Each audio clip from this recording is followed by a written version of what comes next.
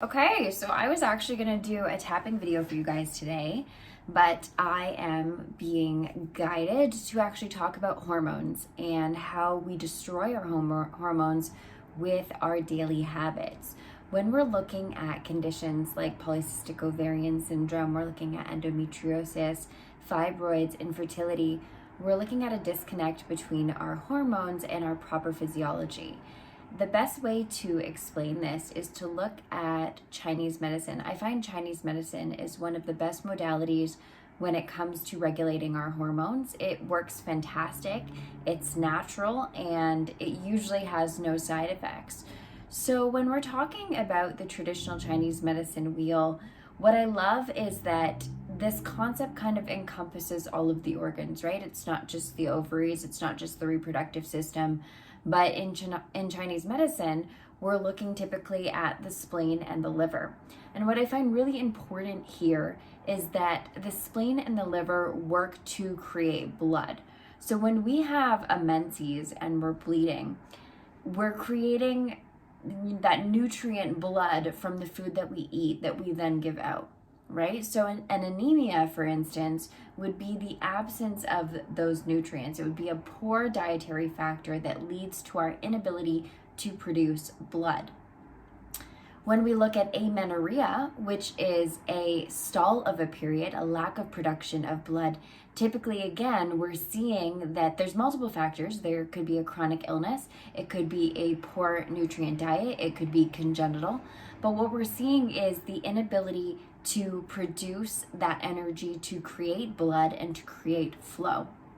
So, what I want to mention here is the importance of our organs for hormone balance and the importance of this cycle that I'm going to show you.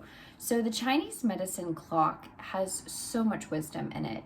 What it says essentially is that each organ has a time when it's producing its best energy, when it's functioning at its optimal capacity.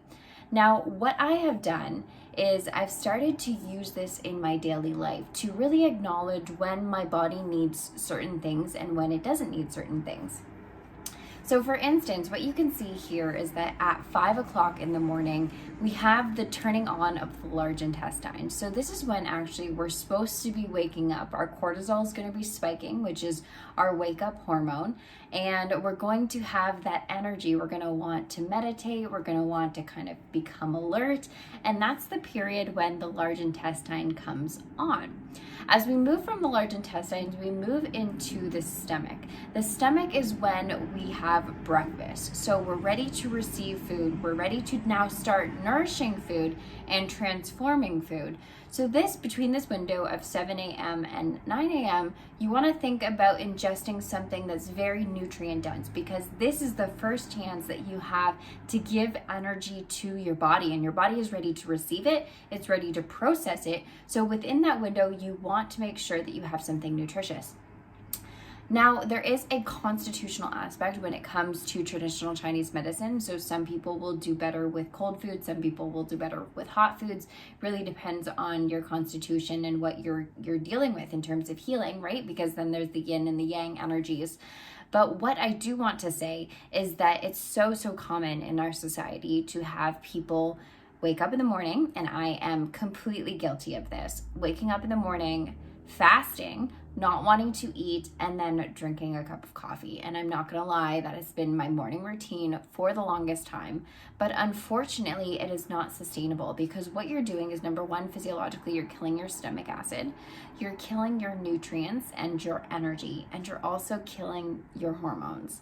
So cortisol is supposed to keep you awake and alert, and when you have too much coffee, you end up depleting something called adenosine, which essentially turns into why people get tired after they've drinking too much coffee. But that was, a side note. So coming back to the coffee, so coffee is very acidic, and it's one of those things that we kind of really want to be mindful of when it comes to increasing our energy and protecting our hormones. One thing that I've introduced into my diet is a morning lemon water. So a lemon water is very alkaline. It helps stabilize the body. It improves digestion. It's great because it's bitter. So the bitters help the liver. So Liver, again, is for our hormones. It's for our blood production. So if you're having, if you have PCOS, endometriosis, fibroids, and you really want to protect those organs, then it's a great morning thing to kind of introduce, put it into your body, and then once your body has something in it and it's stabilized and it feels good, then I usually recommend a light snack. So it could be like, I usually eat cheese. If you can't have dairy, you could have eggs. Protein is great for metabolic syndromes. And then you can have your coffee. And what you'll notice is that you will reduce the dehydration that comes along with your coffee on an empty stomach. You will reduce the fatigue that comes along with coffee on an empty stomach, and you'll have more stabilization of your energy throughout the day. So I can go over this clock in more depth if you guys would like, but that is a brief breakdown, and I just wanted to touch on that because this is so important if you're dealing with a hormone condition and you're an avid stimulant or coffee drinker. Let me know what you think in the comments. I'm happy to make more videos. Thanks again for being here, and I'll see you guys on another video.